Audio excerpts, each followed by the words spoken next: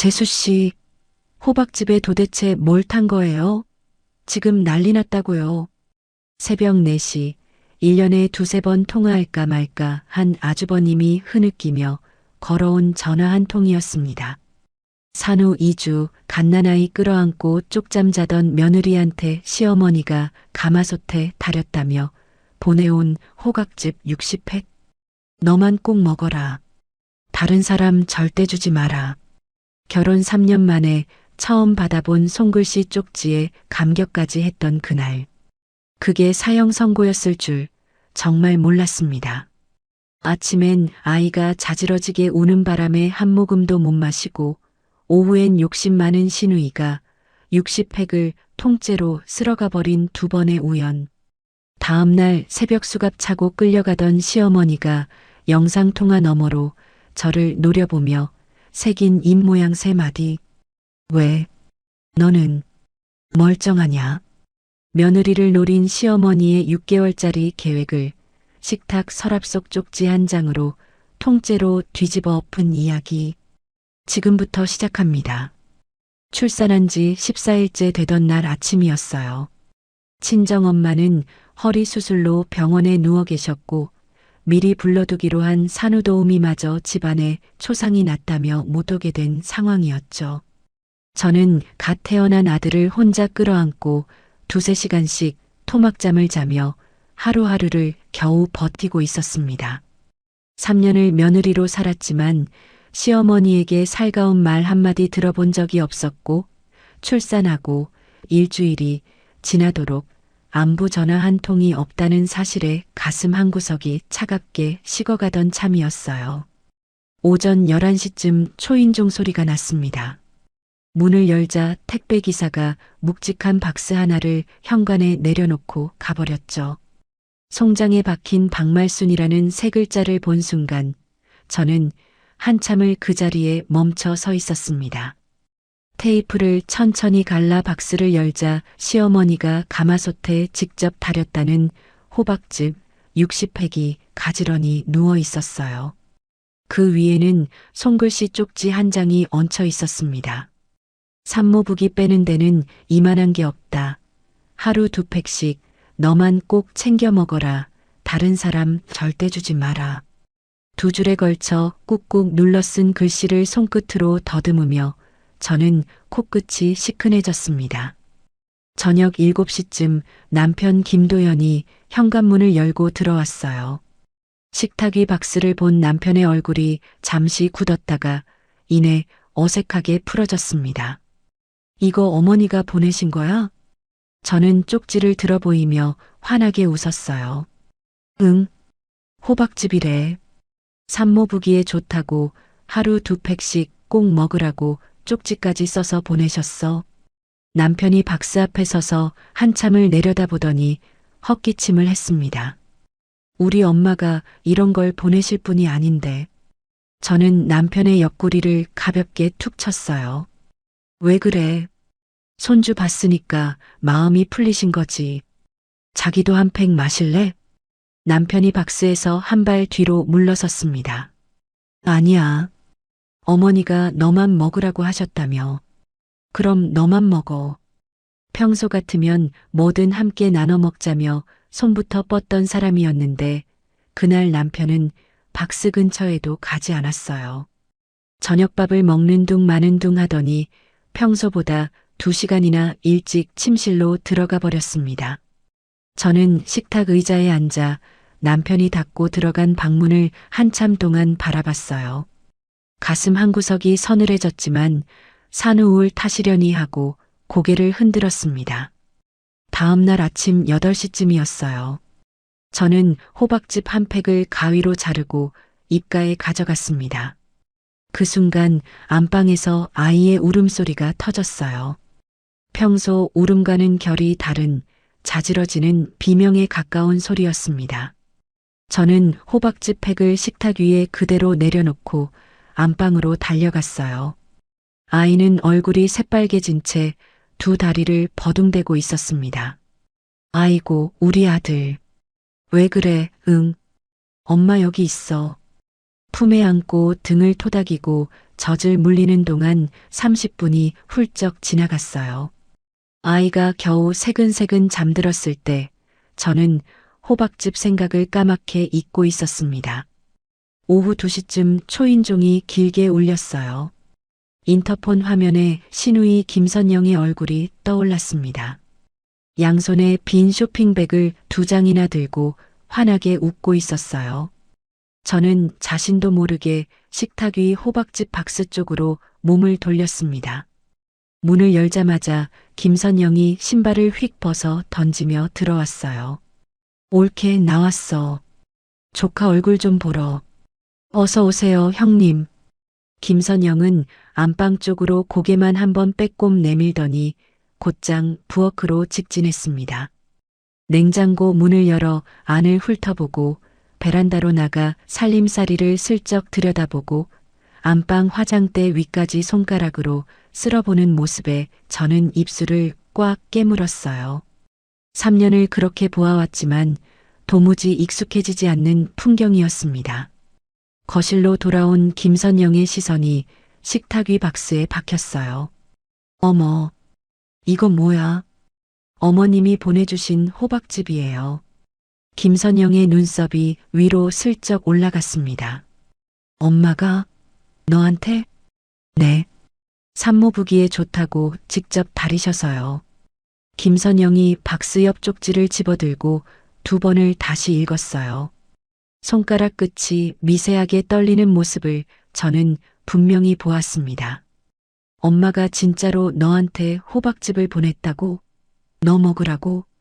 네, 형님. 쪽지에도 그렇게 쓰여 있잖아요.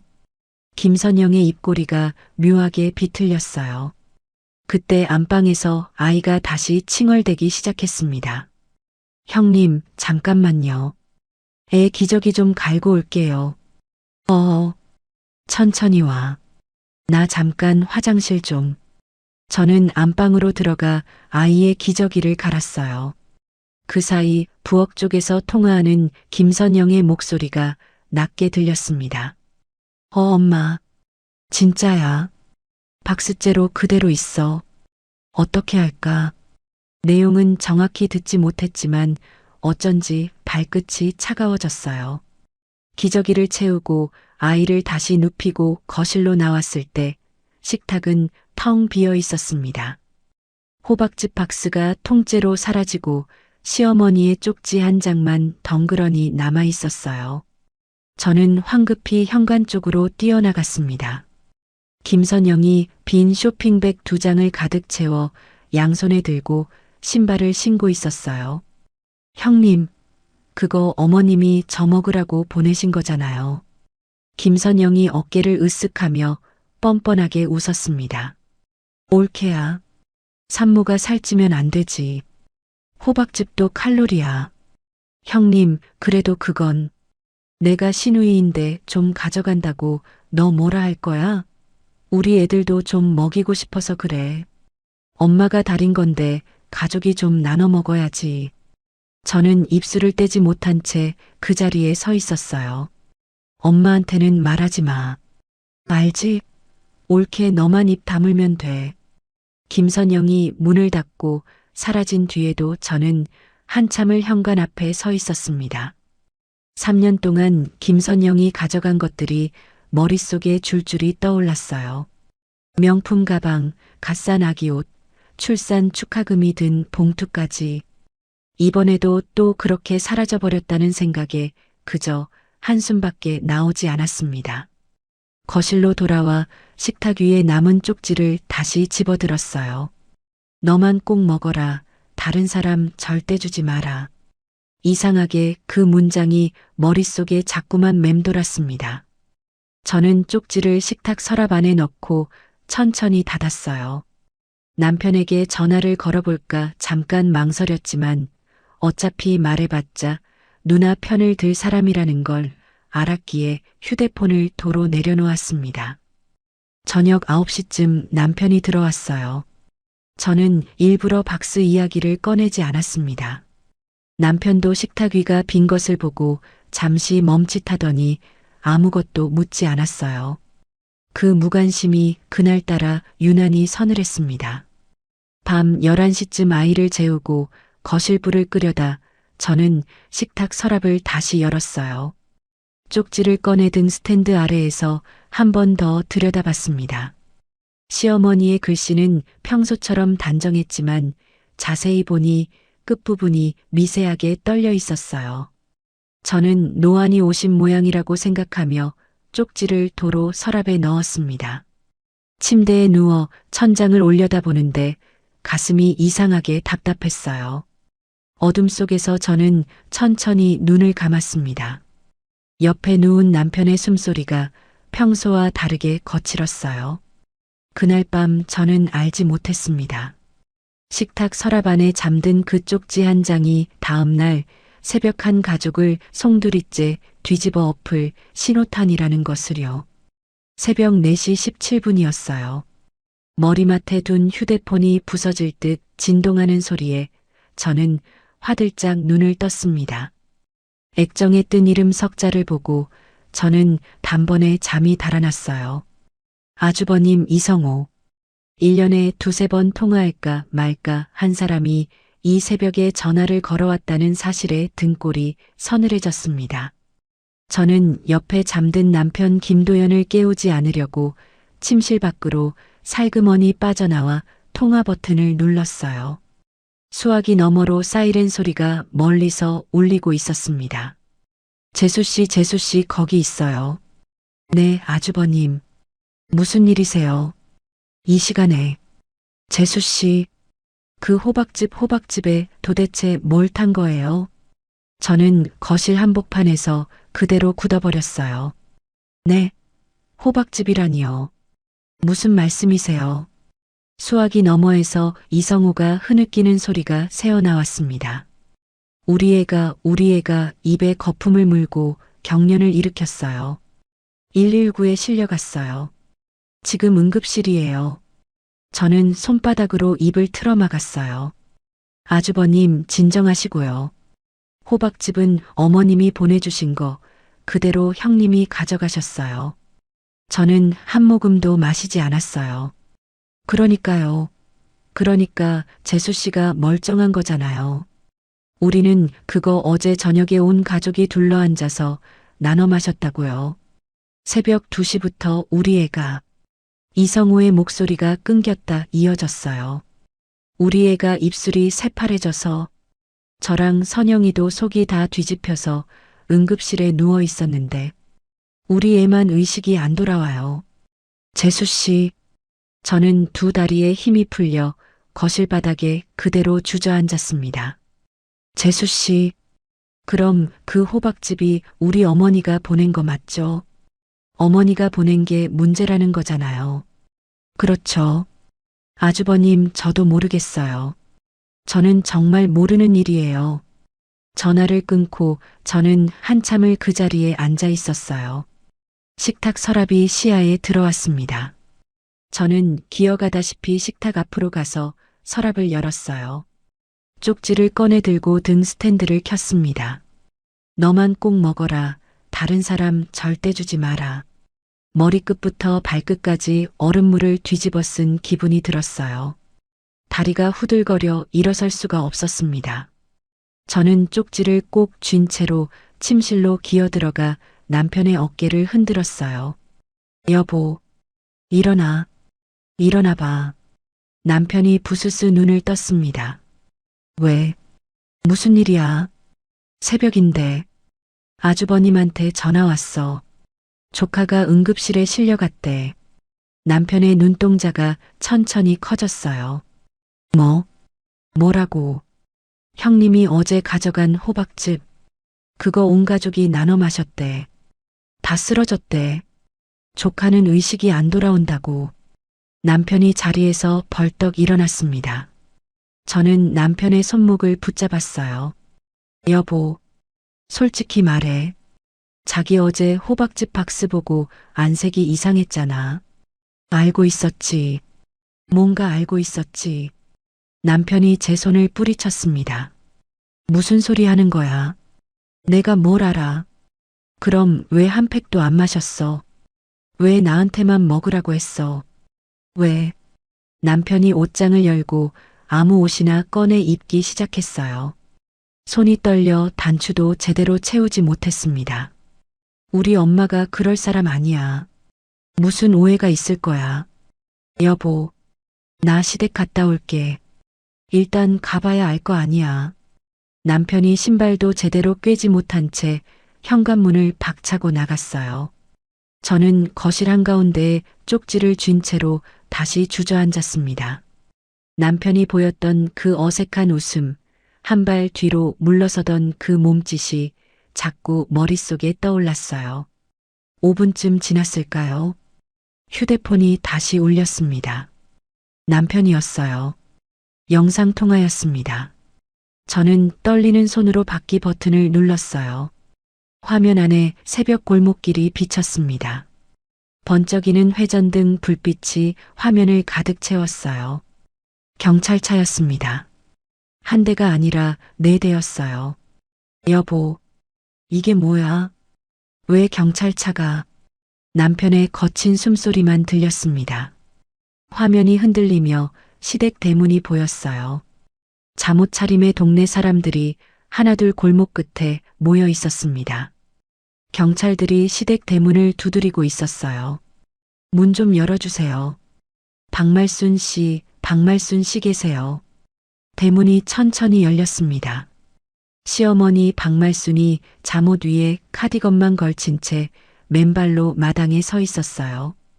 평소 같으면 호통부터 쳤을 사람이었습니다. 동네에서 목소리 크기로 둘째가라면 서러운 사람이었어요. 그런 시어머니가 경찰의 얼굴을 보자마자 다리에 힘이 풀려 그 자리에 주저앉았습니다. 두 손으로 얼굴을 감싸주는 모습이 화면에 그대로 잡혔어요.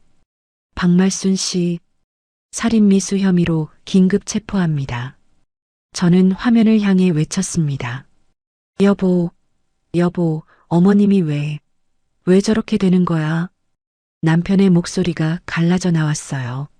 엄마, 이게 무슨 소리야? 엄마, 말 좀 해봐. 시어머니는 고개를 들지 못했습니다. 경찰 2사람이 시어머니의 양팔을 붙잡았어요. 수갑이 채워지는 순간 시어머니가 천천히 고개를 들었습니다.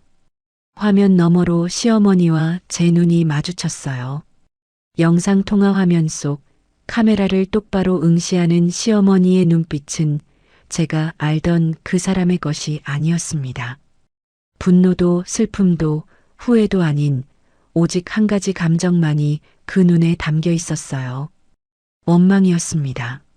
시어머니의 입술이 천천히 움직였어요. 소리는 들리지 않았지만 입모양만으로도 또렷이 읽혔습니다. 왜 너는 멀쩡하냐? 저는 휴대폰을 떨어뜨렸어요. 거실 바닥에 휴대폰이 둔탁한 소리를 내며 굴렀습니다. 저는 그 자리에 그대로 엎드려 두 손으로 입을 틀어막았어요. 비명이 새어나오지 않게 입을 막는데도 어깨가 흔들렸습니다. 그 호박즙은 저를 죽이려고 보낸 것이었어요. 남편은 그것을 어렴풋이라도 알고 있었기에 한 모금도 입에 대지 않은 것이었습니다. 만약 어제 김선영이 그 박스를 통째로 가져가지 않았더라면, 만약 아이가 그 아침에 자지러지게 울지 않았더라면, 지금 응급실에 실려가 의식이 돌아오지 않는 사람은 5살 조카가 아니라 바로 저였을 거예요. 안방에서 아이의 칭얼대는 소리가 새어나왔습니다. 저는 비틀거리며 일어나 안방으로 들어갔어요.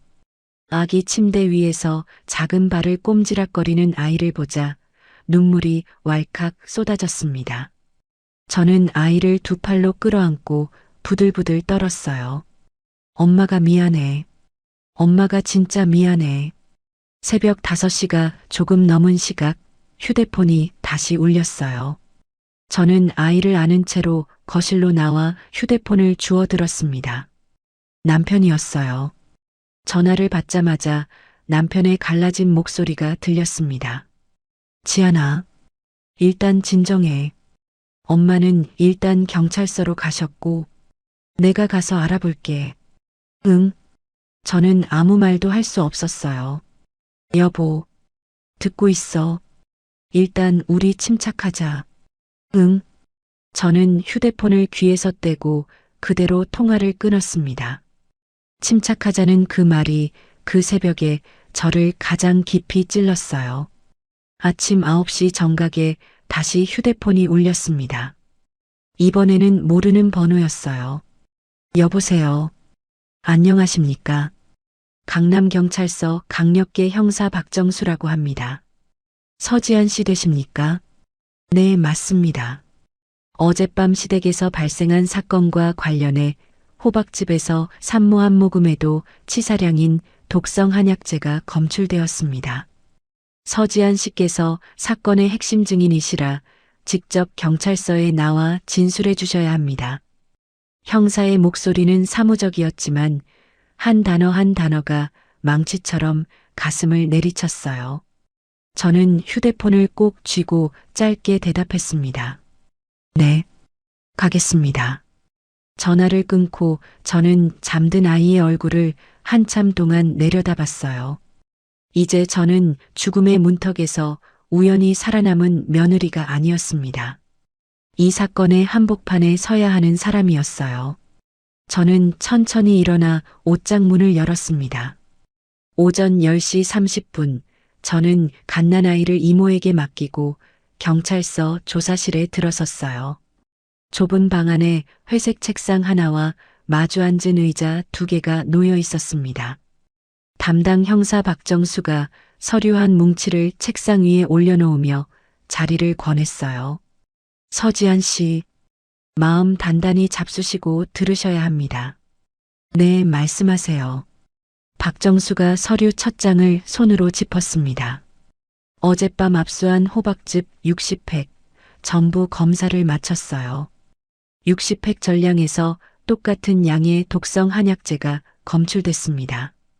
이름은 초호라고 하는 건데 옛날부터 사약 만들 때 쓰던 약재예요. 저는 책상 모서리를 손끝으로 꽉 붙잡았어요. 산모처럼 출산 직후에 몸이 약해진 사람은요. 한 팩만 마셔도 30분 안에 숨이 멎을 수 있는 양입니다. 한 팩만요? 네, 한 팩이요. 박정수의 말이 끝나는 순간 저는 숨을 들이킬 수가 없었습니다. 서지한 씨, 박말순 씨가 현장에서 체포되는 순간에 입버릇처럼 한 말이 있어요. 왜 너는 멀쩡하냐? 그 말이요. 네, 봤어요. 영상통화로요. 박스 안에 있던 쪽지에도 너만 먹어라, 다른 사람 주지 말라고 손글씨로 적혀 있었고요. 저희는 이번 사건을 며느리인 서지한 씨를 노린 살인미수로 보고 있습니다. 저는 천천히 고개를 끄덕였어요. 박정수가 의자를 끌어당겨 앉으며 모니터를 제 쪽으로 돌렸습니다. 이건 어젯밤 시댁에서 압수한 박말순 씨 노트입니다. 화면 안에 시어머니의 익숙한 글씨가 가득 차 있었어요.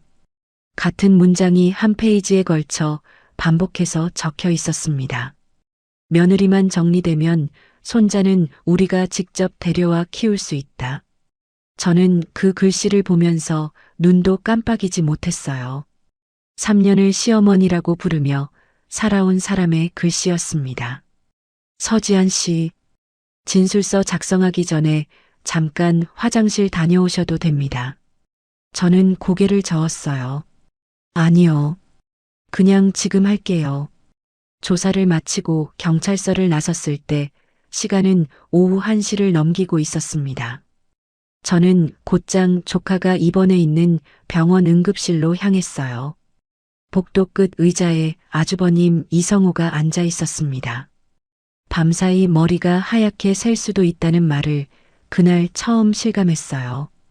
이성호는 저를 보자마자 자리에서 일어나 비틀거리며 다가왔습니다. 그러더니 제 앞에 무릎을 꿇으려고 했어요. 저는 황급히 두 손으로 이성호의 팔을 붙잡았습니다. 아주버님, 이러지 마세요. 일어나세요. 재수 씨, 미안해요. 정말 미안해요. 아주버님 잘못이 아니에요. 일어나세요. 사람들 봐요. 이성우가 손등으로 눈을 비비며 자리에 도로 앉았어요. 저도 옆자리에 앉아 양손을 무릎 위에 올렸습니다. 조카는요? 좀 어때요? 아직 의식이 없어요. 중환자실로 옮겼어요. 이성우의 목이 메었어요. 저는 한참 동안 아무 말도 못하고 옆에 앉아만 있었습니다. 잠시 후 이성우가 무릎 위에서 두 손을 꽉 맞잡으며 입을 열었어요. 재수 씨, 선영이가 위세척 받다가 정신이 잠깐 들었었어요. 네. 입에 호스를 물고 있는데도 자꾸 무슨 말을 하려고 그러더라고요. 의사 선생님이 호스를 빼주니까 그제야 말을 하는데 이성우의 목소리가 떨렸습니다. 그거 올케 거 아니었냐고. 엄마가 올케한테 보낸 거 아니었냐고. 그 말만 계속 횡설수설하더라고요. 재수 씨, 저는 손가락 끝이 얼어붙는 기분이었어요. 형님이 알고 가져가신 거였어요? 아니에요. 선영이가 그건 절대 몰랐어요. 안에 독이 들었다는 건 진짜로 몰랐어요. 그냥 욕심나서 가져간 거예요. 그 사람, 그게 평생 버릇이잖아요. 이성우가 고개를 저으며 두 손에 얼굴을 묻었습니다. 그런데 위세척 받으면서 본능적으로 그 생각이 났대요. 어머니가 평소에 올케 얼마나 미워하셨는지 자기도 알고 있었으니까. 저는 길게 숨을 내쉬었어요. 형님이 본인 욕심에 가져간 호박즙이 본인 아들을 그렇게 만든 거네요. 이성우가 두 손에 얼굴을 묻은 채로 고개를 끄덕였습니다.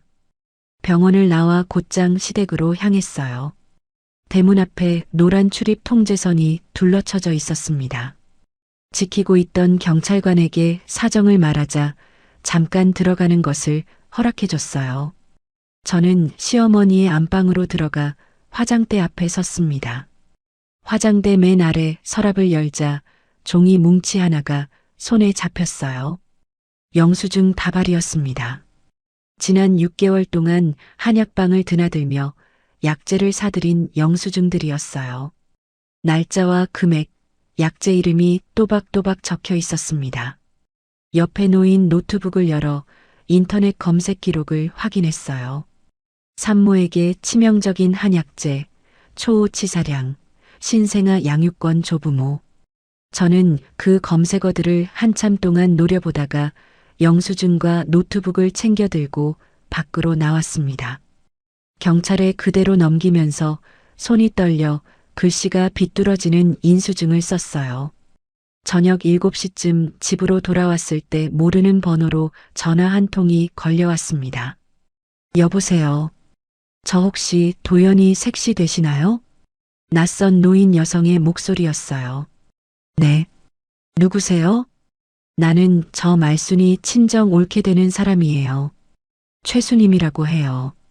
저는 거실 소파에 천천히 주저앉았습니다. 네, 아주머니.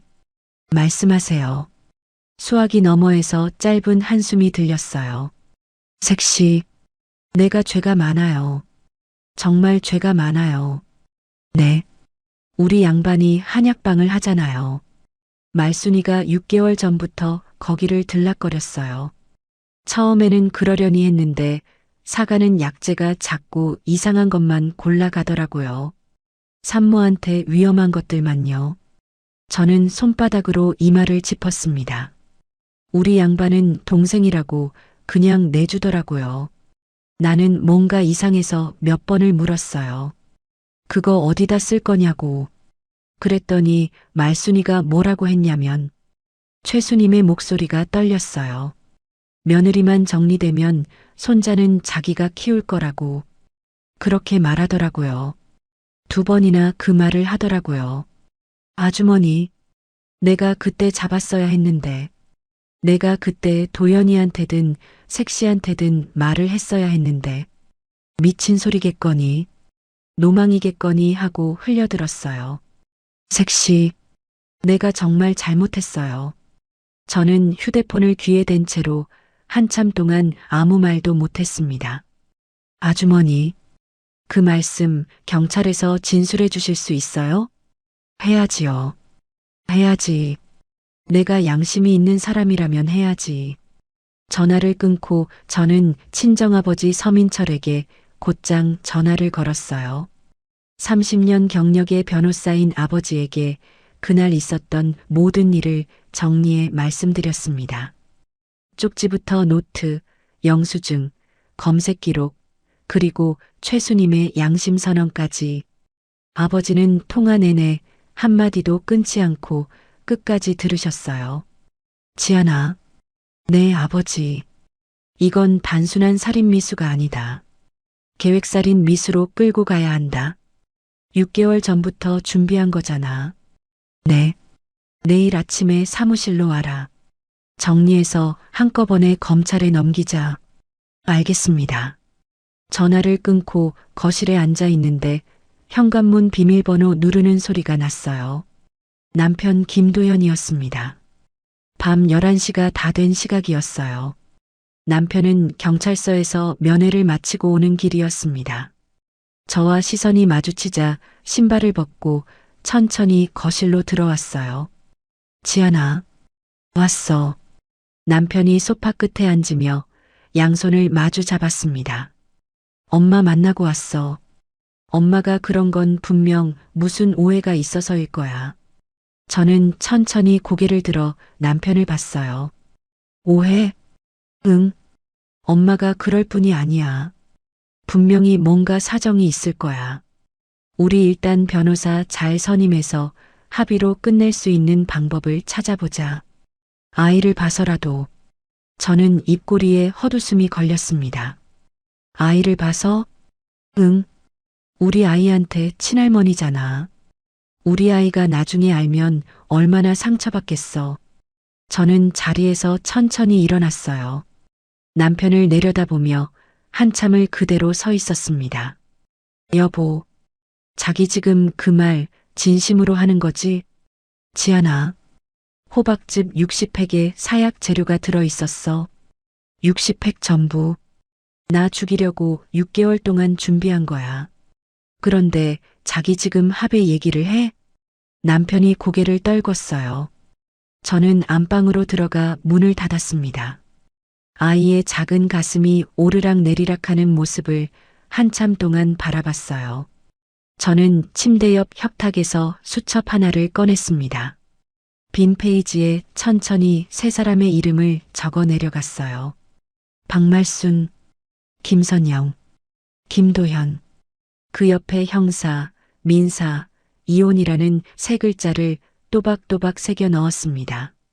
수첩을 덮으며 저는 안방 천장을 한참 동안 올려다봤어요. 이제 우연히 살아남은 며느리는 더 이상 없었습니다. 다음 날 오전 10시 저는 갓난아이를 포대기에 안고 친정아버지 서민철의 사무실로 향했어요. 문을 열고 들어서자 아버지는 이미 책상 위에 서류를 산처럼 쌓아두고 계셨습니다. 왔어. 아이는 이리 줘봐. 아버지가 두 팔을 벌리며 자리에서 일어났어요. 저는 잠든 아이를 아버지 품에 조심스럽게 옮겼습니다. 아버지, 검찰의 자료는요? 아침에 통화 다 끝냈다. 담당 검사가 이번 사건에 직접 붙기로 했어. 아버지가 아이의 작은 등을 토닥이며 책상 앞 의자를 가리키셨어요. 앉아라. 오늘 우리가 할 일을 정리해보자. 저는 자리에 앉아 가방에서 노트와 펜을 꺼냈습니다. 단순한 살인 미수로 가면 형량이 약해. 계획성을 입증해야 한다. 그리고 돈. 돈이요? 그래. 사람을 죽이려고 한 데는 반드시 이유가 있어. 손자를 데려오겠다는 욕심도 동기지만 돈이 끼었다면 그건 보험금이야. 저는 펜을 든 채로 아버지를 바라봤어요. 보험이요? 그러고 보니 저는 핸드백을 뒤져 휴대폰을 꺼냈습니다. 남편 김도연의 책상 서랍에서 며칠 전 우연히 본 봉투 하나가 머릿속에 떠올랐어요. 아버지, 출산하기 한 달 전쯤에요. 남편이 갑자기 제 인감하고 신분증을 가져갔어요. 회사 대출 갱신할 때 필요하다고 하면서요. 아버지의 눈빛이 날카로워지셨습니다. 그게 정확히 언제냐? 7월 중순쯤이요. 그때 저는 만삭이라 그냥 줬어요. 보험사 어디 쓰는지 알지? 네. 결혼할 때부터 같은 대로 했어요. 아버지가 책상 위 전화기를 들어 어디론가 전화를 거셨습니다. 10분쯤 통화를 마친 뒤 수화기를 내려놓는 아버지의 표정이 무겁게 가라앉았어요. 2건이다. 네. 7월 18일자로 사망보험 2건. 수익자는 박말순. 자필 서명까지 다 들어가 있다. 저는 노트 위에 펜을 떨어뜨렸어요. 펜이 책상 위를 또르륵 굴러 바닥에 떨어졌습니다. 아버지, 저는 그런 거 가입한 적이 없어요. 그러니까 위조한 거지. 도연이가 직접 했든 어머니가 시켰든 저는 두 손으로 얼굴을 감쌌어요. 그러니까 저를 죽이고 보험금까지 받으려고. 그래. 보험금 받아서 손자 데려와 키우려고 한 거지. 그림이 그제야 완성된다. 아버지가 아이를 한 손으로 가볍게 안은 채로 다른 손으로 서류를 정리하셨습니다. 오늘부터 칼을 하나씩 꺼낼 거다. 하나도 빠짐없이. 네. 첫째, 결혼하고 시댁에 효도 명목으로 빌려준 돈 있지. 차용증 다 챙겨놨지? 네. 1억 5천만 원이요. 송금 내역도 다 있어요. 둘째, 너희 아파트. 그거 시아버지 명의로 되어 있지만 우리 집에서 육할 뗀 거. 자금 출처 자료 다 있다. 사회행위 취소 소송 들어갈 거다. 네, 아버지. 셋째가 보험이야. 보험사 2군데에 내용 증명 오늘 바로 보낸다. 그리고 박말순하고 김도연은 보험 사기로 추가 고발한다. 저는 노트에 또박또박 받아 적었어요. 넷째, 김선영. 그동안 집에서 가져간 물건들. 거실 CCTV 영상 다 있지? 네. 클라우드에 다 저장돼 있어요.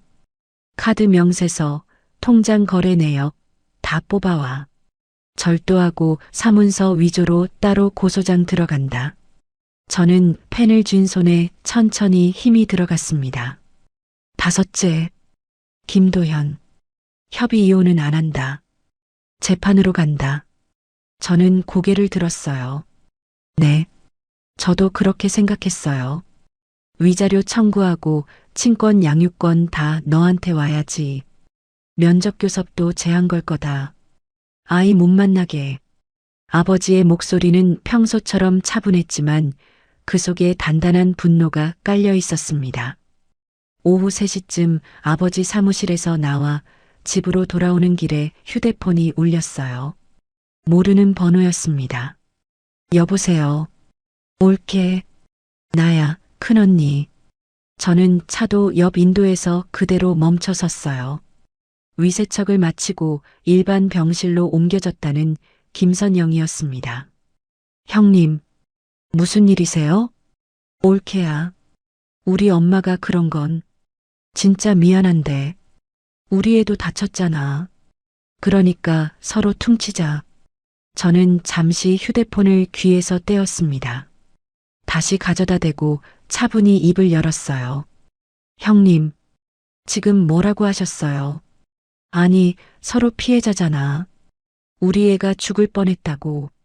그러니까 어머니 일은 합의로 묻고. 형님, 그 호박즙 어머님이 누구한테 보낸 거였죠? 수화기 너머에서 잠시 정적이 흘렀어요.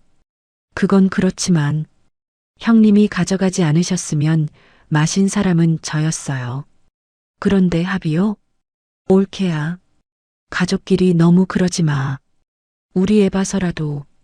저는 천천히 숨을 골랐습니다. 형님이 우리 아들 봐주신 적 있으세요? 한 번이라도요? 올케. 끊을게요. 저는 통화를 끊자마자 그 자리에서 통화 녹음을 저장 폴더로 옮겼어요. 집에 도착해 가장 먼저 한 일은 거실 CCTV에 저장된 지난 3년치 영상을 외장하드에 옮기는 작업이었습니다. 김선영이 안방 화장대를 뒤지는 장면, 옷장에서 가방을 꺼내가는 장면, 냉장고에서 분유까지 챙겨가는 장면이 날짜별로 차곡차곡 정리됐어요. 저녁 7시쯤 남편 김도연이 들어왔습니다. 남편은 양복도 갈아입지 않은 채로 거실 소파에 털썩 앉았어요. 지안아, 잠깐 얘기 좀 해. 무슨 얘기? 오늘 회사에서 부장이 나 불렀어. 한직으로 보낸대. 부서 이동이래. 저는 노트북 화면에서 시선을 떼지 않았습니다. 그래서가 뭐야? 우리 집안일이 회사에까지 다 퍼졌다고. 나 어떻게 회사 다니냐? 저는 노트북을 천천히 덮었어요. 여보, 7월 18일에 무슨 일 있었어? 남편의 얼굴이 굳었습니다. 무슨 소리야 갑자기. 내 인감하고 신분증 가져간 날. 그날 자기 어디 갔었어? 남편이 손바닥으로 얼굴을 쓸어내렸어요. 지안아, 그건 보험 2건, 수익자 박말순, 자필 서명 위조. 맞지? 어머니가 만일을 대비해서 하나 들어두라고 그러셨어. 저는 천천히 자리에서 일어났습니다. 만일이라는 게 뭐야? 내가 출산하다 죽을 경우? 아니면 자기 어머니가 나를 죽일 경우? 지안아, 여보, 솔직하게 하나만 물어볼게. 저는 남편의 눈을 똑바로 봤어요. 자기 그때 알고 있었어? 어머니가 나한테 뭘 보낼지. 남편의 입술이 떨렸습니다. 몰랐어. 정말 몰랐어. 그런데 왜 호박즙 박스 보고 그렇게 굳었어? 왜 한 모금도 안 마셨어? 어머니가 평소에 너 욕을 자주 하셨어. 그래서 좀 이상하다 싶었어. 그런데 진짜 그럴 줄은 몰랐어. 저는 헛웃음을 흘렸어요. 이상하다 싶었으면 나한테 말했어야지. 그게 남편이지. 지안아, 미안해. 진짜 미안해. 우리 이거 어떻게든 같이 풀어보자. 응? 이미 풀고 있어. 내 방식대로. 저는 거실 한쪽 구석에 미리 싸두었던 캐리어 2개를 끌고 안방으로 들어갔어요. 아기짐 가방을 어깨에 메고 잠든 아이를 포대기로 단단히 감쌌습니다. 거실로 나오자 남편이 현관 앞을 가로막고 섰어요. 어디가? 이 시간에 어딜까? 비켜. 지안아, 우리 얘기 좀 하자고. 응? 여보, 자기가 내 인감으로 보험 가입한 그 순간부터 우리는 부부가 아니야. 그게 무슨 소리야? 가해자랑 피해자야. 남편이 한 발 뒤로 물러섰어요. 저는 캐리어를 끌고 현관문을 열었습니다. 엘리베이터 안에서 아이의 작은 숨소리에 귀를 기울이며 저는 한 번도 뒤를 돌아보지 않았어요. 밤 10시쯤 친정에 도착했습니다. 거실에 짐을 풀고 아이를 친정엄마 침대 옆 아기 침대에 눕혔어요. 엄마는 수술한 허리 때문에 누운 채로 손만 뻗어 아이의 발을 만지셨습니다. 우리 강아지, 외할미가 미안해. 진짜 미안해. 엄마, 미안하긴. 엄마 빨리 나을 생각만 해. 저는 거실 식탁에 노트북을 펼쳤어요. 새 문서를 열고 세 사람의 이름을 위에서부터 차례로 적어 내려갔습니다. 박말순, 김선영, 김도연. 이름 옆에 형사, 민사, 이혼이라는 3칸을 표로 그렸어요. 각 칸 안에 날짜와 진행 단계를 하나씩 채워 넣기 시작했습니다. 새벽 1시가 되어서야 표가 완성됐어요. 저는 모니터를 닫고 거실 창문 앞에 한참 동안 서 있었습니다. 유리창에 비친 제 얼굴이 낯설었어요. 3년 동안 시댁 앞에서 고개를 숙이던 며느리는 그 자리에 없었습니다. 친정으로 짐을 옮긴 지 일주일째 되던 날 아침이었어요. 저는 평소처럼 6시에 일어나 아이에게 분유를 먹이고 거실로 나왔습니다. 식탁 위에 놓인 조간신문을 집어든 순간 손이 그대로 멈췄어요. 일면 한복판에 큼지막한 헤드라인이 박혀 있었습니다. 아들 낳은 며느리에게 독약 호박즙 보낸 시어머니. 저는 신문을 식탁 위에 내려놓고 양손으로 입을 가렸어요. 그때 친정엄마가 지팡이를 짚고 거실로 천천히 걸어 나오셨습니다. 지안아, 너 그거 봤니? 네, 엄마. 봤어요. 세상에. 이거 어떻게 막을 거니? 막을 생각 없어요, 엄마. 막을수록 시댁한테만 좋은 거예요. 엄마가 식탁 의자에 천천히 앉으며 한숨을 쉬셨어요. 너의 아버지가 그러더라. 시어머니가 평소에 얼마나 너를 무시했는지 동네 사람들이 다 안다고. 네. 동네에 소문 다 났을 거예요. 오전 9시쯤 친정아버지 서민철에게서 전화가 왔습니다. 지안아, 아침에 검사실 들렀다 왔다. 네, 아버지. 공소장에 2가지 추가됐다. 계획성하고 보험금 노린 거 둘 다 들어갔다. 그러면 형량이 어떻게 되나요? 기본 살인미수에서 한참 더 올라간다. 첫 공판이 다음 주 화요일이야. 와서 방청해라. 네, 가겠습니다. 공판 당일 오전 10시 저는 검은색 정장을 입고 법원 앞에 섰어요. 방청석은 발 디딜 틈도 없이 꽉 차 있었습니다. 기자들과 동네 주민들, 그리고 처음 보는 얼굴들까지 빼곡했어요. 피고인석에 시어머니 박말순이 앉아 있었습니다. 수의를 입고 양손이 앞으로 묶인 채로 고개를 푹 숙이고 있었어요. 3개월 사이 머리가 절반 이상 하얗게 셌습니다. 검사가 자리에서 일어났어요. 피고인은 6개월에 걸쳐 한약방을 드나들며 독성 약재를 사들였습니다. 영수증이 그 증거입니다. 검사가 영수증 다발을 들어보였습니다. 피고인의 노트북에는 산모에게 치명적인 한약재라는 검색어가 87에 입력돼 있었습니다. 저는 2 손을 무릎 위에서 꼭 쥐었어요. 피고인은 출산을 앞둔 며느리 명의로 2건의 사망보험을 가입시켰습니다. 자필 서명은 위조된 것이었습니다. 방청석 곳곳에서 한숨이 새어나왔어요. 피고인의 친정 올케 최순임 씨의 진술에 따르면 피고인은 며느리만 정리되면 손자는 자기가 키우겠다는 말을 여러 차례 했습니다. 시어머니의 어깨가 들썩였습니다. 판사가 시어머니에게 물었어요. 피고인, 검사의 공소 사실에 대해 인정합니까? 시어머니는 한참 동안 입을 떼지 못했습니다. 방청석이 술렁였어요. 피고인, 대답하세요. 시어머니가 갈라진 목소리로 겨우 입을 뗐습니다. 죄송합니다. 인정한다는 뜻입니까? 네. 저는 천천히 숨을 내쉬었어요. 오후 1시쯤 법원 앞 카페에 친정아버지와 마주 앉았습니다. 아버지, 형님 쪽은 어떻게 됐어요? 오늘 오전에 고소장하고 손해배상 청구서 같이 접수했다. 김선영이가 가져간 돈 합쳐서 6,800만 원이야. 그렇게 많아요? 3년치 다 합친 거니까. 가방하고 옷, 분유, 출산 축하금까지 다 넣었다. 증거는요?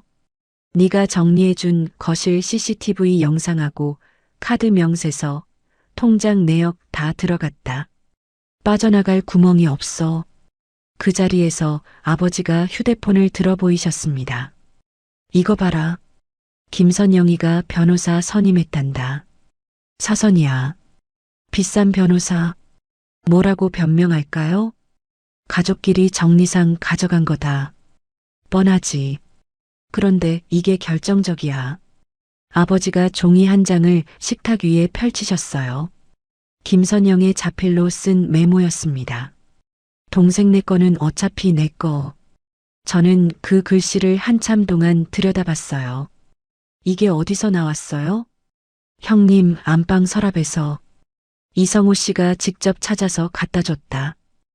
아주버님이요. 그래. 이혼하기로 마음먹은 사람이라 협조가 빠르더라. 다음 날 오전 시어머니의 두 번째 공판이 열렸어요. 이번에는 보험금 부분이 본격적으로 다뤄졌습니다. 보험사 조사팀장이 증인석에 섰어요. 출산을 한 달 앞둔 산모 명의로 단기간에 두 건의 고액 사망보험에 가입한 점, 그리고 수익자를 시어머니로 단독 지정한 점은 매우 이례적입니다. 자필 서명에 대한 감정 결과는 어떻게 나왔습니까? 필적 감정 결과 위조로 판정됐습니다. 명백한 보험 사기입니다. 방청석에서 누군가가 짧게 탄식했어요. 이런 경우는 저희 회사 내에서도 보험금을 노린 살인 정황과 일치합니다. 판사가 시어머니를 다시 한번 바라봤습니다. 시어머니는 끝까지 고개를 들지 못했어요. 그 시각 남편 김도연은 회사에서 한직 발령을 받았다는 소식이 들려왔습니다. 부서 이동이 세 번째였어요. 결국 일주일 뒤 남편은 스스로 사직서를 제출했다는 이야기를 친정엄마를 통해 전해 들었습니다. 시댁이 동네에서 운영하던 작은 슈퍼마켓도 손님이 끊겼어요. 두 달도 채 안 돼 폐업 신고가 났습니다. 같은 주에 반가운 소식이 하나 들려왔어요. 중환자실에 있던 5살 조카가 의식을 회복했다는 연락이었습니다. 이성우가 직접 전화를 걸어왔어요. 재수 씨, 우리 애가 눈을 떴어요. 아주버님, 정말 다행이에요. 의사 선생님이 그러는데 애가 깨자마자 처음 한 말이 뭔지 알아요? 뭐라고 했어요? 엄마가 준 즙이 너무 써서 2모금밖에 안 먹었다고. 그 말부터 했대요. 저는 휴대폰을 귀에 댄 채로 입을 가렸어요. 2모금, 그 2모금 덕분에 산 거예요. 네, 우리 애가 살았어요. 재수 씨, 이성호의 목소리가 떨렸습니다. 아주버님, 정말 다행이에요. 정말요. 재수 씨, 그리고요. 저 선영이하고 정식으로 이혼 절차 시작했어요. 저는 잠시 말을 잇지 못했어요. 친권은 제가 갖기로 했고요. 위자료는 한 푼도 안 받을 거예요. 그 사람한테는 한 푼도요. 네, 아주버님. 재수 씨, 한 가지 부탁이 있어요. 말씀하세요. 저희 어머니랑 형수가요. 평소에 재수 씨한테 어떤 험담을 했는지, 어떤 음모를 꾸몄는지, 제가 다 진술서로 써서 드릴게요. 저는 한참 동안 휴대폰을 귀에 댄 채로 서 있었습니다. 아주버님, 감사해요. 정말 감사해요. 전화를 끊고 저는 거실 창가에 서서 한참을 그대로 있었어요. 그날 저녁 이성호가 직접 친정으로 찾아왔습니다. 손에는 두꺼운 봉투가 들려 있었어요. 저는 거실 식탁에서 봉투를 받아 안에 든 진술서를 펼쳤습니다. A4 용지로 15장이 빼곡했어요. 제가 결혼하고 처가에 들어가서 산 게 12년이에요. 그 12년 동안 어머니랑 선영이가 재수 씨 욕하는 거 다 들었어요. 결혼 전부터요. 결혼 전부터요? 네. 어머니가 그러시더라고요. 친정이 변호사 집안이라 골치 아프겠다고. 그런데 그 골치 아픈 게 결국 어머니 발목을 잡았네요. 저는 진술서를 한 장씩 천천히 넘겨봤어요. 시어머니가 식탁에서 흘렸다는 말들이 날짜별로 또박또박 기록돼 있었습니다. 손자만 우리가 키우면 된다. 며느리 친정만 잘 따돌리면 된다. 보험금만 받으면 그걸로 손자 학비도 다 된다. 저는 진술서를 들고 한참 동안 손을 떨었어요. 아주버님, 시아버님은요? 시아버님도 다 알고 계셨던 거예요? 이성우가 잠시 침묵하다 입을 열었습니다. 재수 씨, 다 들었어요. 식탁에서 하는 말인데 어떻게 못 들었겠어요. 저는 진술서를 천천히 내려놓았어요.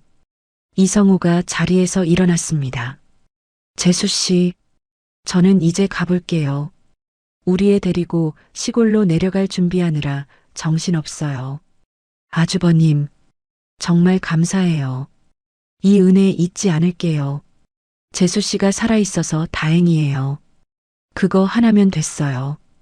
이성우가 현관문을 닫고 나간 뒤 저는 식탁 앞에 한참을 그대로 앉아 있었어요. 진술서를 다시 펼쳐 끝까지 읽었습니다. 시아버지의 이름이 곳곳에 등장하고 있었어요. 알고 있었으면서 모른 척한 사람. 노망난 헛소리라며 흘려보낸 사람. 저는 진술서를 봉투에 다시 넣고 식탁 끝으로 밀어두었습니다. 이제 시어머니 한 사람만 무너뜨려서는 끝나지 않을 일이었어요. 시댁 전체를 차례로 끌어내릴 차례였습니다. 다음 날 오전 10시 저는 친정아버지 서민철과 함께 검사실 문을 두드렸어요. 손에는 이성우가 건넨 진술서 봉투를 들고 있었습니다. 담당 검사가 자리에서 일어나 우리를 맞아주셨어요. 서민철 변호사님, 어쩐 일이세요? 새 자료 좀 가져왔습니다. 아버지가 봉투를 책상 위에 올려놓으셨어요. 검사가 진술서를 한 장씩 천천히 넘겨봤습니다. 읽어 내려가는 동안 검사의 미간이 점점 좁아졌어요. 이건 박말순 씨 단독 범행이 아닌데요. 그렇습니다. 시아버지하고 남편까지 다 알고 있었습니다. 검사가 진술서를 책상 위에 내려놓으며 의자에 깊이 기댔어요. 그러면 시아버지하고 남편도 참고인 신분으로 다시 부를게요. 빠르면 이번 주 안에요. 부탁드립니다. 검사실을 나오는 길에 아버지가 제 어깨를 가볍게 두드리셨습니다. 지안아, 이제 진짜 시작이다. 네, 아버지. 사흘 뒤 시아버지가 병상에서 참고인 조사를 받았다는 소식이 들려왔어요. 저는 친정 거실에서 친정아버지의 전화를 받았습니다. 시아버지가 다 자백했다. 네, 자백이요? 식탁에서 박말순이 며느리만 없으면 손자를 키울 수 있다는 말을 여러 번 흘렸다고 인정했어. 노망난 헛소리인 줄 알고 흘려들었다고 그러더라. 저는 휴대폰을 귀에 댄 채로 거실 창밖을 바라봤어요. 진술 조서까지 다 작성됐다. 이제 계획성 입증은 확실해. 네, 아버지. 이틀 뒤에는 도연이 차례다. 전화를 끊고 저는 식탁 의자에 천천히 앉았습니다. 시아버지가 그날 저녁 다시 편지를 보내왔어요. 이번에는 친정아버지 사무실로 직접 도착했습니다. 아버지가 그 편지를 들고 친정으로 오셨어요. 읽어볼래? 안 읽을래요, 아버지. 그래. 안 읽어도 된다. 아버지가 편지를 식탁 위에 내려놓으셨습니다. 한 줄만 말해주마. 며느리한테 다 갚고 가겠다는 말이 적혀 있다. 저는 편지를 손끝으로 한번 밀어냈어요. 갚으실 게 있나요? 슈퍼도 폐업하고 집도 다 잡혔잖아요. 그러게 말이다. 이틀 뒤 남편 김도연이 검사실에서 참고인 조사를 받았어요. 저는 친정 거실에서 아이를 안고 시계만 들여다보고 있었습니다. 오후 4시쯤 친정아버지에게서 전화가 왔어요. 도연이도 인정했다. 저는 가만히 숨을 들이켰습니다. 뭐라고 인정했어요? 어머니가 만일을 대비해서 며느리 명의로 보험 하나 들어두면 어떻겠냐고 권유했다고 그러더라. 자기는 별 의심 없이 인감하고 서명을 위조해서 가입해줬다고 그랬다. 별 의심 없이요. 그래. 그 말도 했다. 저는 헛웃음을 흘렸어요. 아버지, 지금 남편은 어디 있어요? 검사실에서 막 나오는 길이래. 너희 집으로 가고 있다더라. 우리 집이요? 친정 말고. 너희 부부 집. 네, 알겠습니다. 전화를 끊고 저는 곧장 아버지에게 다시 걸었어요. 아버지, 위자료 청구액 올릴 수 있어요? 얼마로? 3억으로요. 면접 교섭권도 제한 신청해 주세요.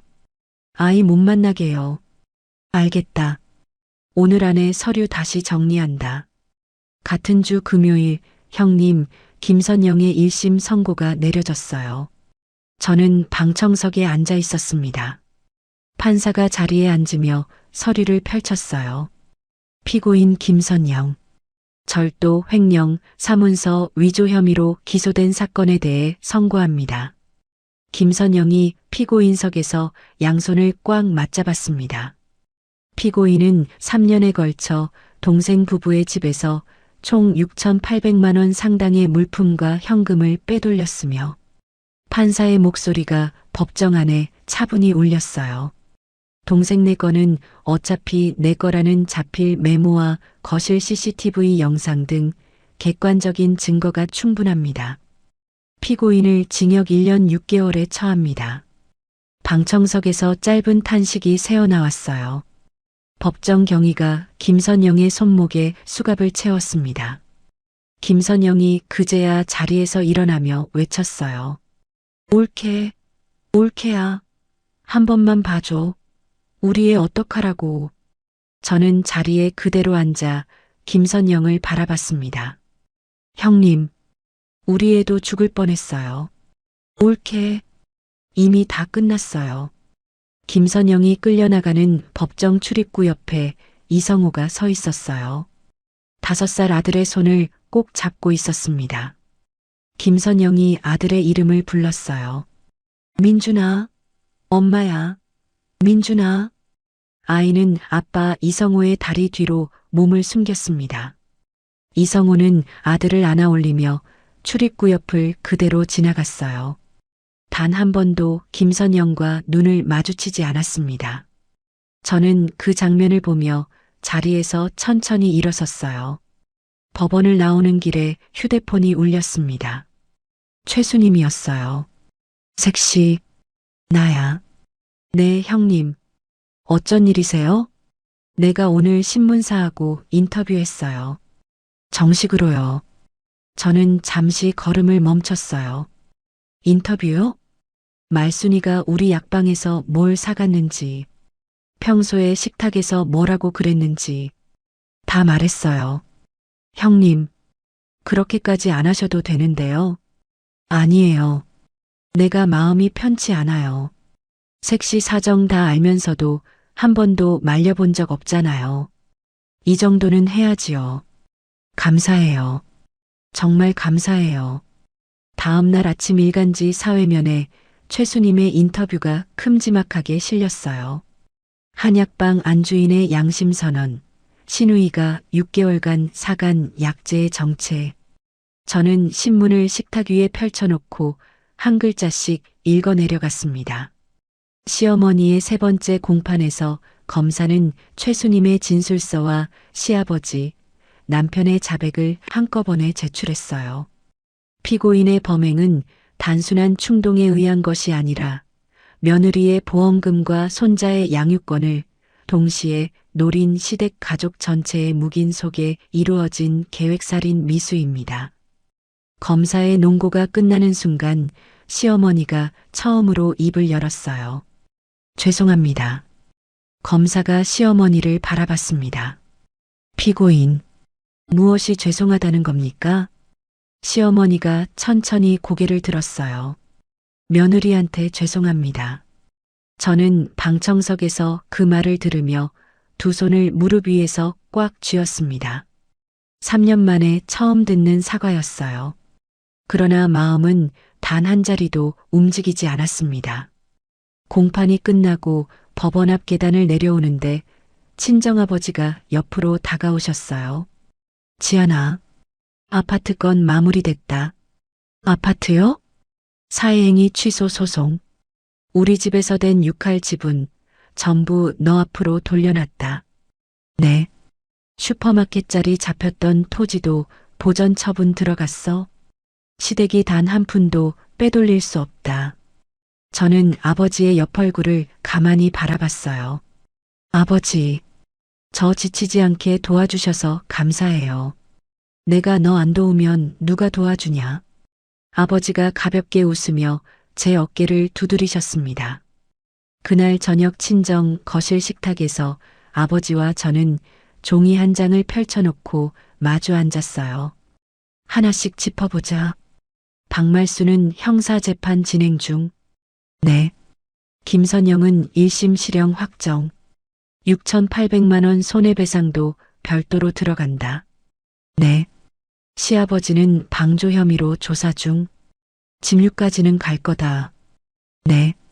김도연은 보험 사기 공범으로 추가 고발됐고 이혼 소송이 곧 시작된다. 저는 종이 위에 적힌 네 사람의 이름을 한참 동안 들여다봤어요. 아버지, 이 중에 한 명도 빠져나갈 사람이 없네요. 없다. 한 명도. 저는 종이를 천천히 접어 봉투에 넣었습니다. 밤 11시쯤 아이를 재우고 베란다로 나왔어요. 거실 창문에 비친 달이 유난히 차가워 보였습니다. 호박즙 박스가 우리 집 현관에 처음 놓였던 그날로부터 정확히 2달이 지났어요. 손가락으로 베란다 난간을 가볍게 두드리며 저는 한 사람의 이름을 천천히 떠올렸습니다. 마지막으로 칼을 꽂아야 할 사람. 이혼 법정에서 마주 앉을 그 사람. 저는 베란다 창문을 천천히 닫고 거실로 들어갔어요. 챕터 7 마지막 칼날, 그리고 이혼 법정.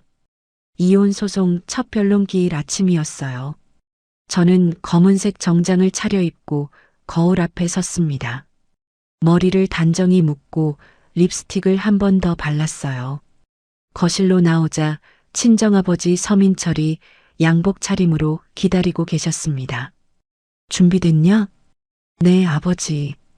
가자. 법원으로 향하는 차 안에서 아버지가 운전대를 잡으신 채 짧게 입을 여셨어요. 지안아, 어제 접근금지 가처분도 따로 신청해뒀다. 가처분이요? 그래. 이혼 판결 나면 면접교섭권 제한이야 들어가겠지만 그것만으로는 도연이가 너 찾아오는 거 막을 수가 없어. 100m 안으로 못 들어오게 따로 막아둬야 한다. 네, 아버지. 감사해요. 오늘 변론 끝나면 법원에 가처분 신청서도 같이 접수하고 가자. 법원 앞에 도착해 차에서 내리자 카메라 셔터 소리가 사방에서 터졌어요. 저는 시선을 정면에 고정한 채 한 걸음씩 천천히 걸었습니다. 법정 출입구 앞에 남편 김도연이 서 있었어요. 3개월 사이 살이 10kg는 빠진 모습이었습니다. 남편이 제 앞을 가로막듯 한 발 앞으로 나왔어요. 지안아, 잠깐만. 비켜. 한 번만 얘기해줘. 응? 오늘이 마지막이야. 더 할 얘기 없어. 지안아, 우리 아들 한 번만 보게 해줘. 저는 그 말에 잠시 걸음을 멈췄어요. 남편의 얼굴을 똑바로 봤습니다. 여보, 우리 아들은 7월 18일에 자기 손으로 보험에 가입된 그 순간부터 자기 아들이 아니야. 지안아, 비켜. 남편이 한 발 옆으로 물러섰어요. 저는 법정 안으로 그대로 걸어 들어갔습니다. 심리는 3개월에 걸쳐 진행됐어요. 마지막 변론 기일에 친정아버지가 자리에서 일어났습니다. 존경하는 재판장님, 피고 김도연은 출산을 한 달 앞둔 아내의 인감과 신분증을 가져가 자필 서명까지 위조해 자신의 어머니를 수익자로 한 2건의 사망보험에 가입시켰습니다. 방청석이 조용했어요. 피고는 자신의 어머니로부터 며느리만 없으면 손자는 우리가 키운다는 말을 여러 차례 직접 들었으면서도 아내에게 알리지 않았습니다. 남편은 피고석에서 고개를 푹 숙이고 있었습니다. 피고의 행위는 단순한 유책 사유를 넘어 배우자의 생명을 위협하는 범죄에 직접 가담한 정황에 해당합니다. 판사가 남편을 바라봤어요. 피고, 진술하실 내용 있습니까? 남편이 천천히 자리에서 일어났습니다. 없습니다. 정말 없습니까? 죄송합니다. 판사가 서류를 정리하며 입을 열었어요. 한 달 후 선고하겠습니다. 법원을 나서면서 친정아버지가 옆구리를 가볍게 두드리셨습니다. 지안아, 이쪽으로 가자. 신청서 접수하고 가야지. 네. 저는 아버지를 따라 1층 민원실로 향했어요. 미리 준비해둔 접근금지 가처분 신청서를 그 자리에서 접수했습니다. 담당 직원이 도장을 찍어주면서 짧게 안내했어요. 심사 거쳐서 결정문 나오면 등기로 보내드립니다. 일주일 정도 걸려요. 네, 알겠습니다. 한 달이 지난 선고 당일이었습니다. 판사가 자리에 앉으며 판결문을 펼쳤어요. 위자료 청구액 3억 원, 전액 인용합니다. 저는 두 손을 무릎 위에서 가만히 모았습니다. 친권 및 양육권은 원고 서지안에게 단독으로 지정합니다. 피고 김도연의 면접교섭권은 향후 3년간 제한하며 3년 후 가정법원의 재심사를 거치도록 합니다. 남편이 두 손에 얼굴을 묻었어요. 양육비는 월 250만 원으로 정하고 강제 집행을 명합니다. 판결이 끝나고 저는 자리에서 천천히 일어났습니다. 법정을 나서는 길에 남편이 제 이름을 불렀어요. 지안아. 저는 돌아보지 않았습니다. 남편이 다시 한번 외쳤어요. 지안아, 한 번만 봐달라고. 법원 경위가 남편 앞을 가로막았어요. 저는 그대로 법정문을 나섰습니다. 같은 시기 남편은 보험 사기 혐의로 약식 기소돼 벌금 1,500만 원을 선고받았어요. 보험사로부터 별도로 손해배상 청구까지 받게 됐습니다. 이미 회사를 그만둔 상태였고 어디에서도 새 직장을 구하지 못한다는 소식이 친정엄마를 통해 흘러 들어왔어요. 저는 그 소식에 단 한마디도 반응하지 않았습니다. 일주일 뒤 시어머니 박말순의 4차 공판이 열렸어요. 검사의 구형이 있는 날이었습니다. 검사가 자리에서 일어났어요. 피고인은 며느리에 대한 사례를 6개월에 걸쳐 치밀하게 준비했고 보험금 편취까지 동시에 노렸습니다.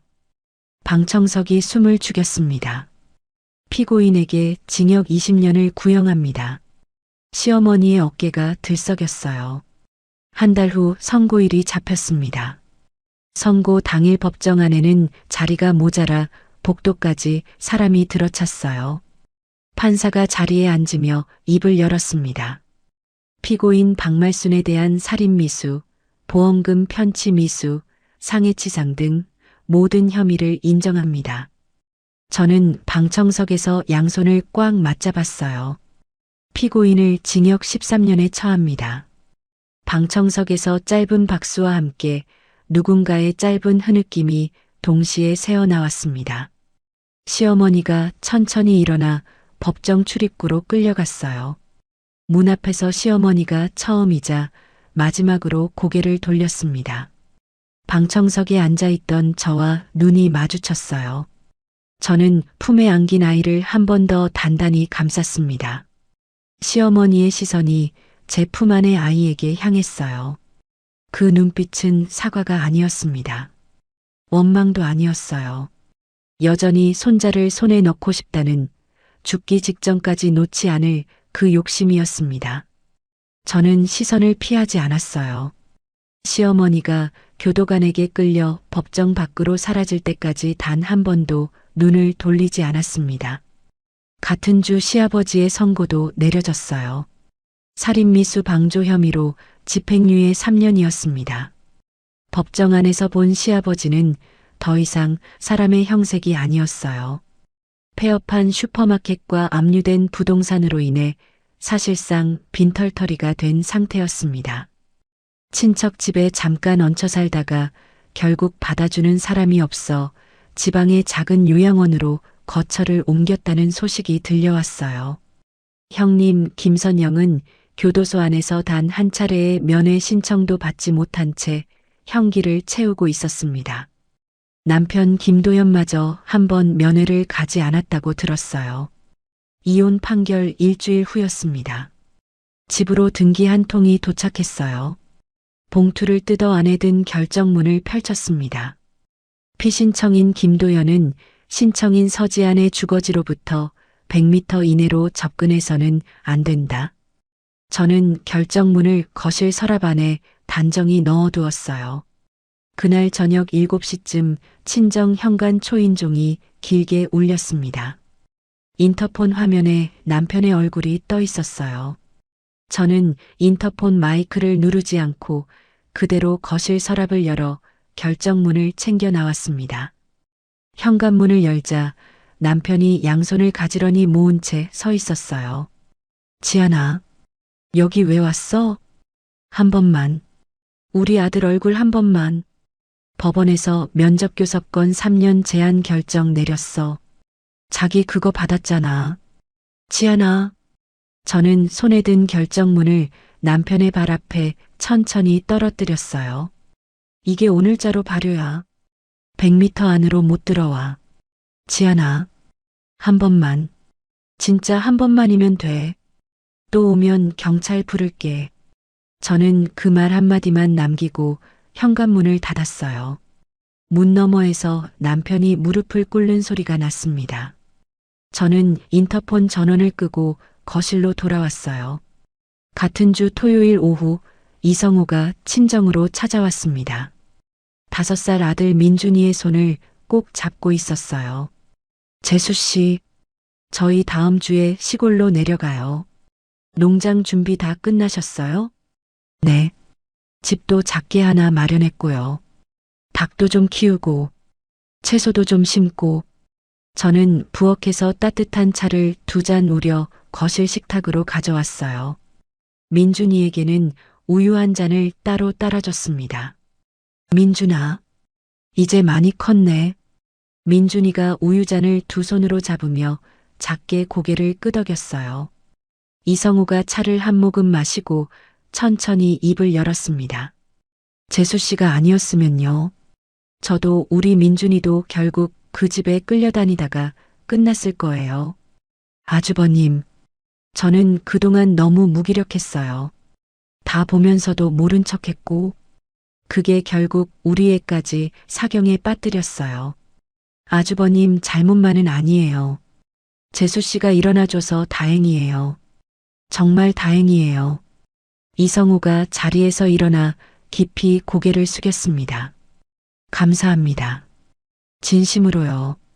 저는 따라 일어나 가볍게 고개를 숙였어요. 아주버님, 시골에서 민준이랑 건강하게 잘 지내세요. 네. 재수 씨도요. 우리 조카도 잘 키우시고요.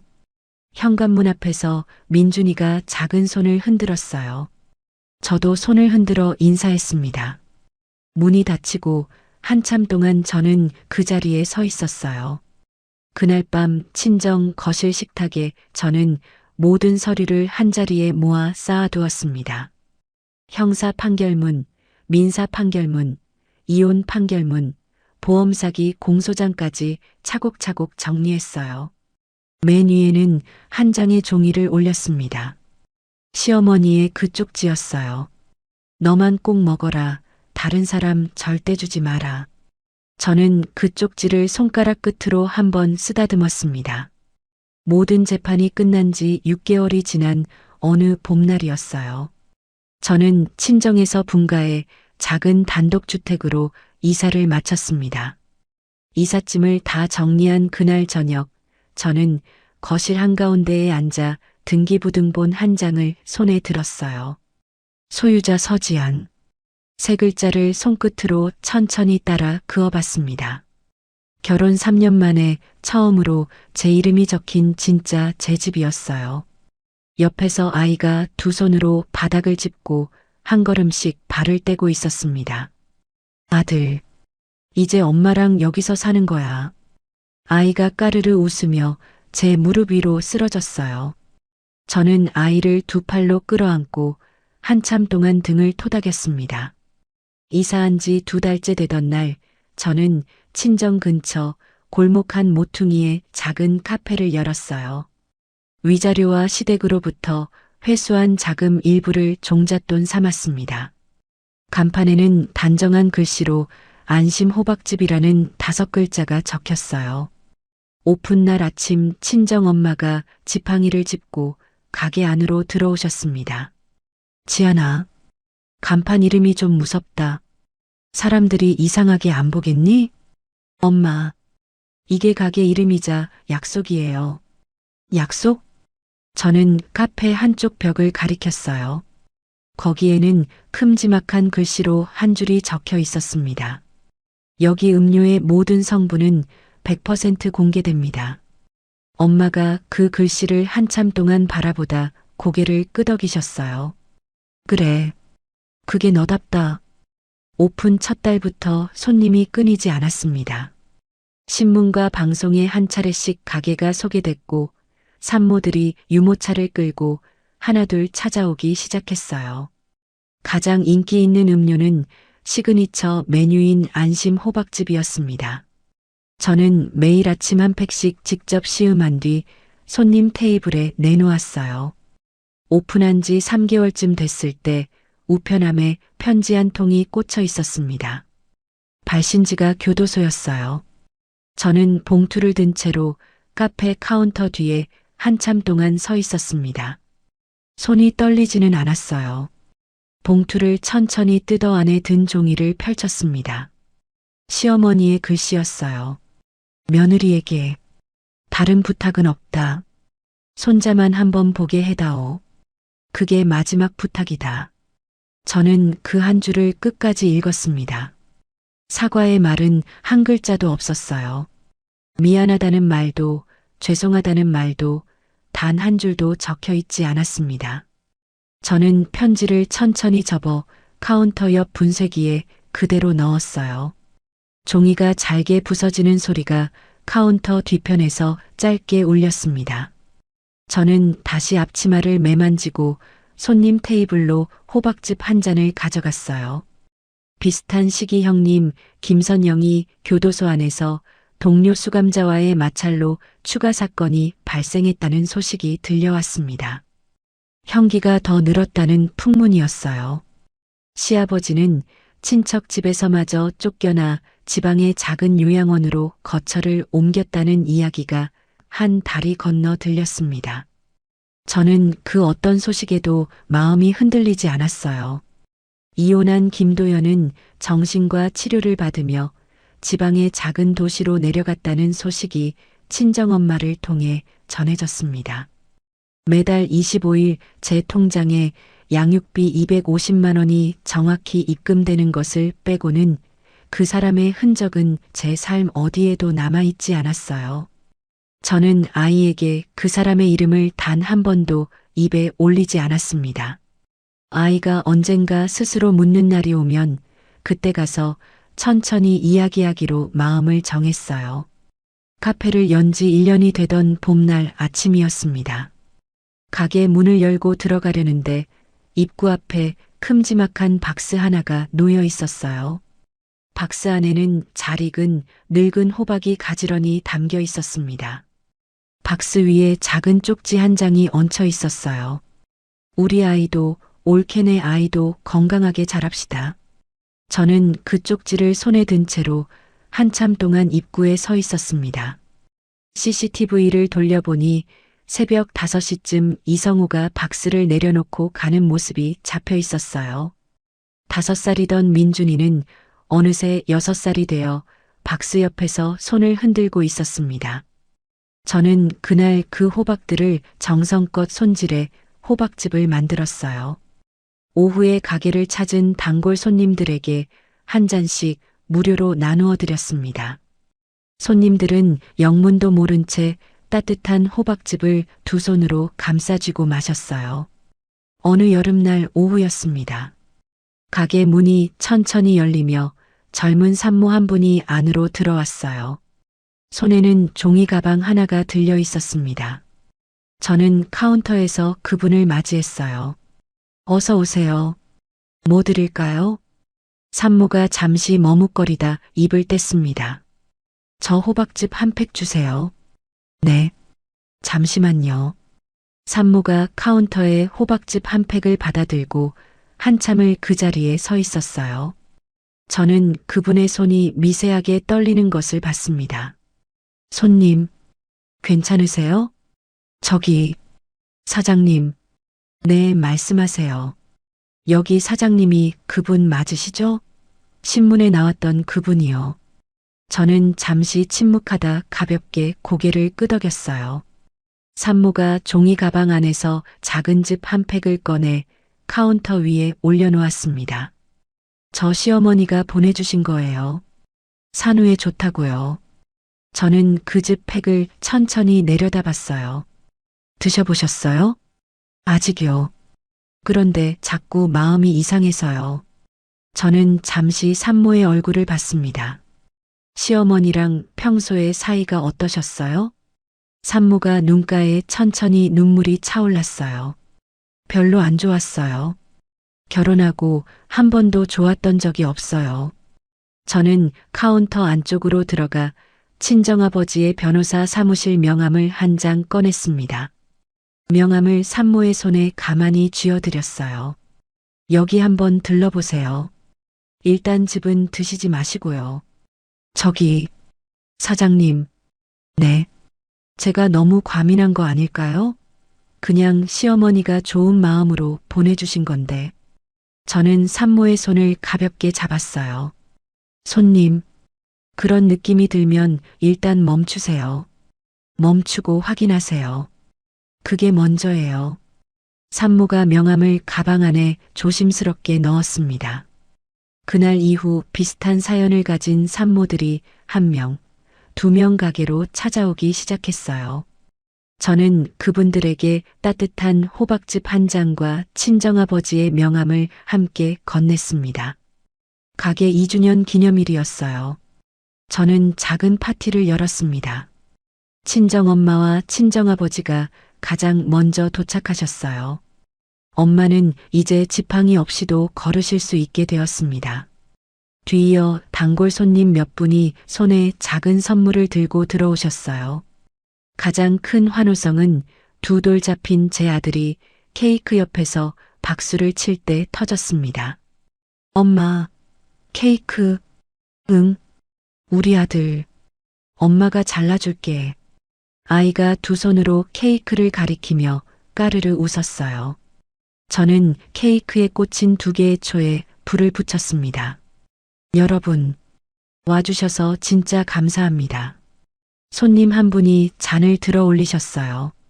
사장님, 앞으로도 우리 동네에 오래 계셔 주세요. 네, 오래 있을게요. 저는 잔을 가볍게 들어 답례했습니다. 박수 소리가 가게 안을 한참 동안 채웠어요.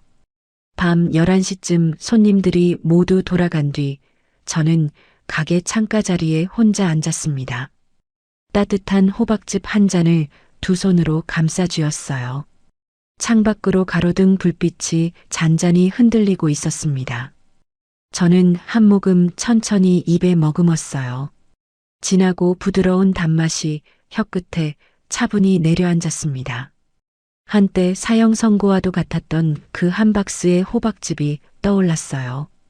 만약 그날 아이가 울지 않았다면, 만약 그 다음날 형님이 박스를 가져가지 않았다면, 지금 이 자리에 앉아 호박즙을 두 손에 쥐고 있는 사람은 제가 아니었을 거예요. 저는 잔을 천천히 내려놓고 창밖을 한 번 더 바라봤습니다. 누군가의 며느리도 누군가의 아내도 아닌 오직 서지안이라는 이름 하나로 서 있는 밤이었어요. 거실에서 아이가 잠결에 작게 옹알이를 했습니다. 엄마.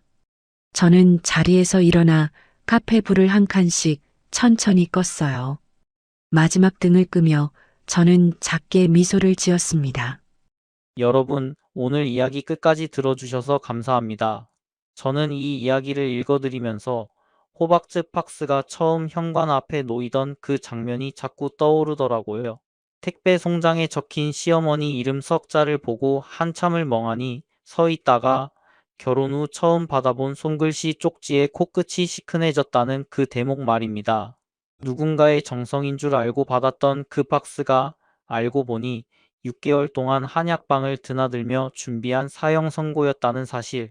세상에 이런 일이 정말 있을 수 있을까? 읽으면서도 몇 번이나 손이 멈췄습니다.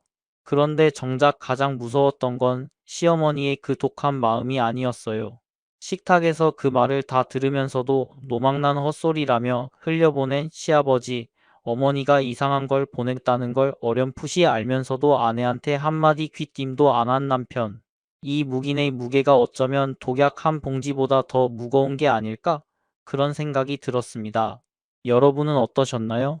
이 이야기에서 가장 소름이 끼쳤던 장면은 어디였나요? 그리고 가장 통쾌했던 순간은요? 혹시 비슷한 일을 겪고 계시거나 주변에서 이런 일을 보신 적이 있으시다면 댓글로 살짝 들려주셔도 좋습니다. 한 분 한 분 댓글 다 읽어보겠습니다. 오늘 하루도 행복하시길 바랍니다. 감사합니다.